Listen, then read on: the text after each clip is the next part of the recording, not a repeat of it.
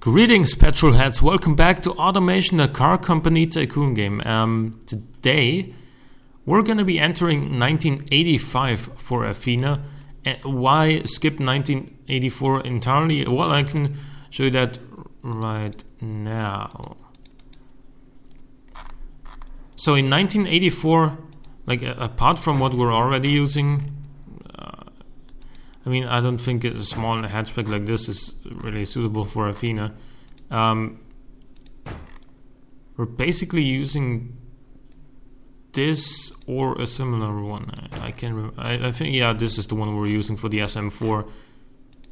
That one's basically the same size, so there's no point in using it. These two are mid-engine sports cars, which is not the style of car that Athena built, and we have a coupe as well.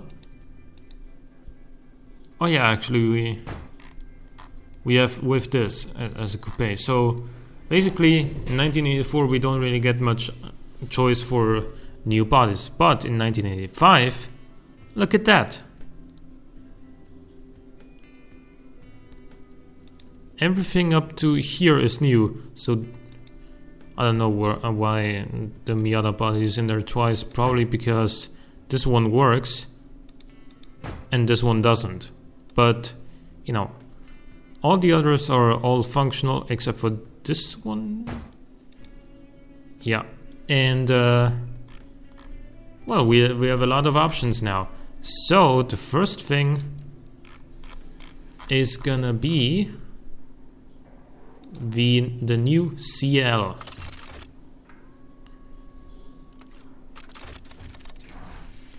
I just had to build a car with this body. Let's just be honest about that. Yeah, so how do you like this new front fascia of Athena? I think it takes it more into a sporty kind of look, at least, even if the cars themselves aren't necessarily meant to be sports cars. They just look sleeker with this design. And yeah, right. Let me talk you through the CL5. We get a space frame chassis, the wishbones all around, aluminum panels, so no real surprises there. Again, the aesthetics are new. With the indicators on the inside there, inside that grille, we get some round fog lights here as well. Two red taillights. This is only in the CL5 now, though, because I just think it suits the body so well, and well, I that's why I went for it. Quad exhaust, of course, because big prestige, big footprint, whatnot. Yeah. It is, of course, rear-wheel drive, and under the bonnet we have a 5-liter version of the Rodos V8, so that is its maximum capacity. 250 horsepower, a very flat torque curve, and a 4-speed automatic gearbox with an open diff. Yeah, an open diff is... I'm not quite... I wanted to go for a limited slip diff, but that would put its performance way too close to the other two versions of the CL5 while costing a lot less, so 225 rear tires, alloy rims, vented discs all around. Still no undertray. Top speed is over 150 miles an hour, so that's not bad. Then we have 4 seats, handmade interior, luxury set. No ABS yet. I think it's just a little bit too early for that to really be realistic. Hydro pneumatic springs, 20 dampers, passive sway bars. And oh yeah, one thing I did forget to mention is that now that we have multi-point EFI in the game, and we've already used it on the rally car the year before, I thought we may as well use it on our road cars from that point onwards. So Emissions are a lot lower than before. Economy is okay, I think. Acceleration 6.8 seconds is not bad at all. And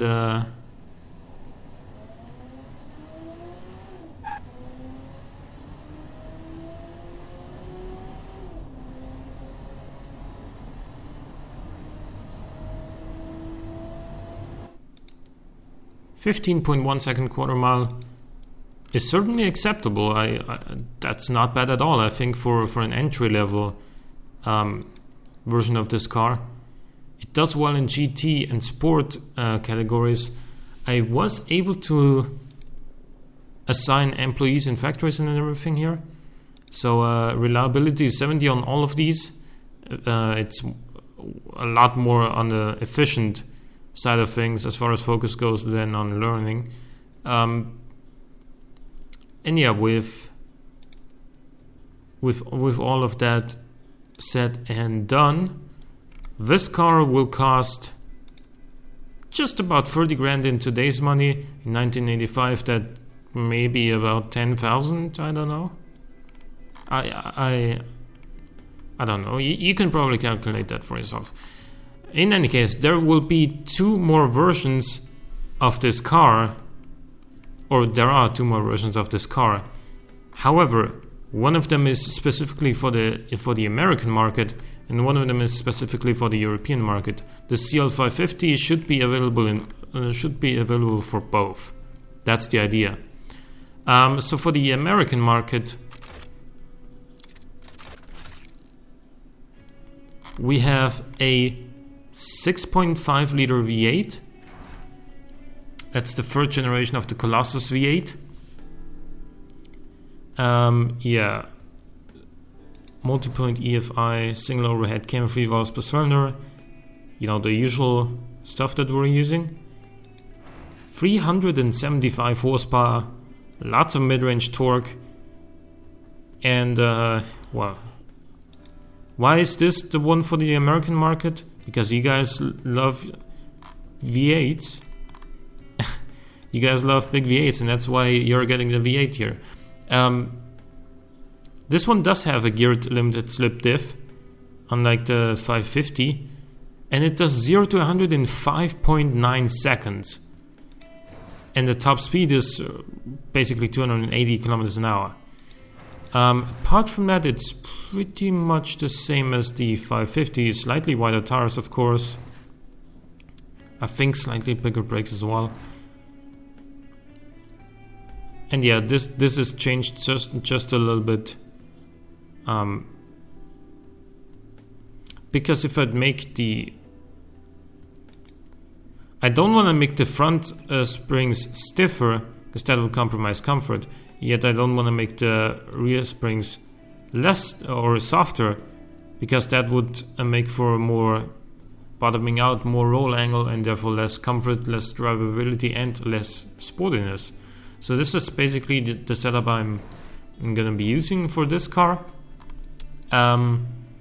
Economy is not that good, but you guys don't care as much about the economy, I guess, over in the US, especially not in a 2-door luxury coupe. What you do care about is the quarter mile time.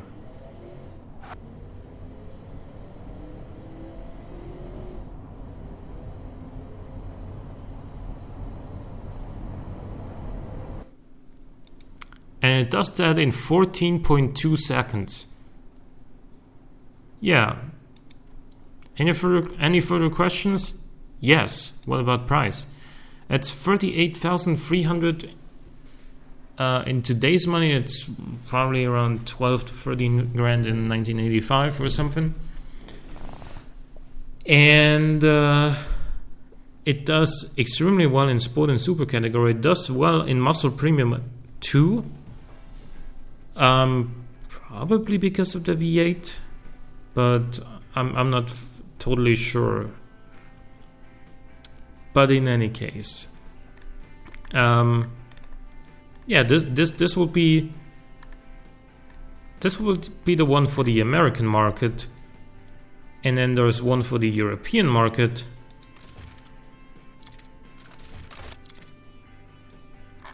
and it has a 6.2 liter V12, the Hercules V12.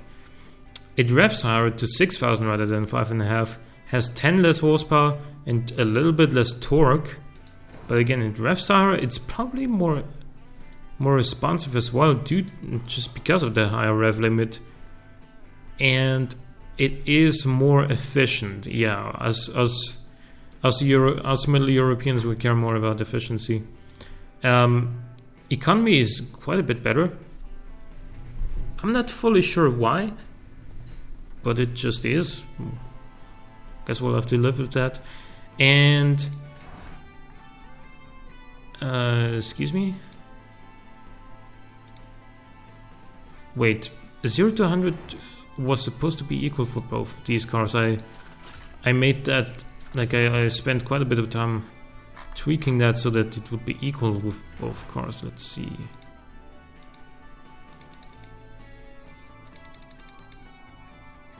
If we go with this, yeah, now it's 5.8 for both.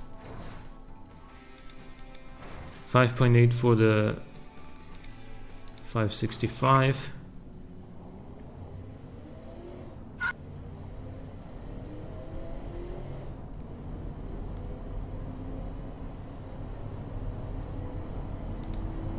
It's a 14.21 still. Okay, good. That didn't change. I think the quarter mile time may vary just a little bit, but we'll see.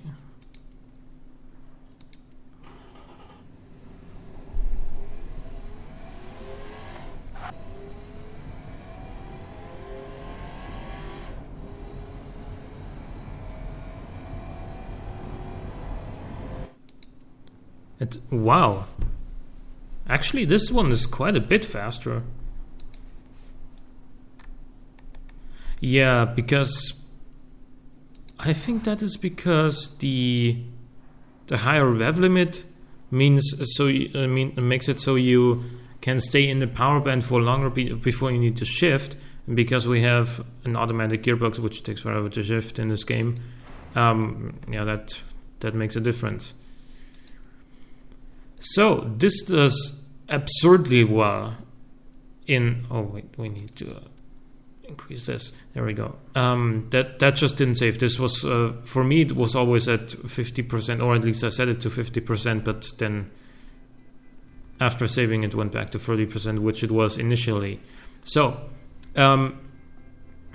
it does extremely well in GT, GT Premium, and Super category. Not so much in Muscle Premium. Unlike the V8, which is, I guess I can understand that because this V12 is smoother, so it makes more comfort, and it has more cylinders, so it makes more prestige. Therefore, it does better in these categories. 42 grand, so it is more expensive than the V8. That is to be expected, though. And well, I think I've done a decent job here making this a big, like, GT cruiser with a lot of power, and just a smooth, comfortable GT coupe.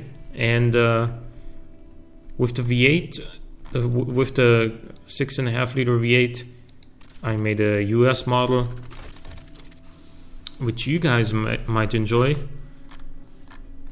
or at least Americans might enjoy. I have no idea why this makes so much more emissions than the V12, I have to be honest.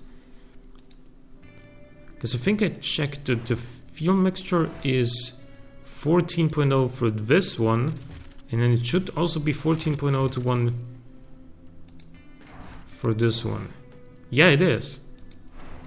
No clue why the V8 makes so much more emissions than the V12, but well, guess it's okay. So hope you guys enjoyed this episode of Automation. Leave a like or a comment if you did. Thank you for watching. I'll see you next time.